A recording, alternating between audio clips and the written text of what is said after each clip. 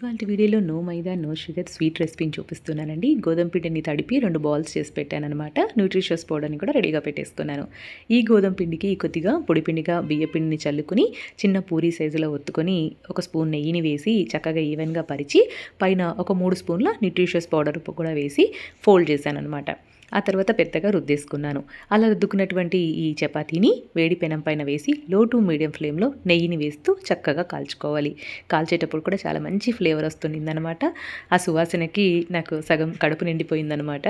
అలా ప్లెయిన్‌గా తీసుకోవచ్చు ఆ చపాతీని. ఏదైనా కర్రీతో కూడా తీసుకోవచ్చు. ఇప్పుడు నేను స్వీట్ చెప్పాను కాబట్టి ఒక ప్లేట్‌లోకి ఈ చపాతీని తీసుకొని చక్కగా పైన తేనెని అప్లై చేసి రోల్ చేసేసుకుంటున్నాననమాట. పిల్లలకి తేనె పూసి ఇచ్చినా చాలా బావుంటుంది. లేదు అలాగే తింటానన్నా కూడా ఇంకా హ్యాపీ అనమాట. అలా కూడా చేసేయచ్చు. ఎలా తిన్నా కూడా బావుంటుంది. కాజా తిన్న ఫ్లేవర్ వచ్చిందండి నాకైతే. మడత కాజా అంటారు చూసారా? అలా ఫ్లేవర్ అనమాట. న్యూట్రిషియస్ పౌడర్ రెసిపీ ఛానల్‌లో ఉంది. కింద లింక్‌లో ఇస్తాను చూడండి.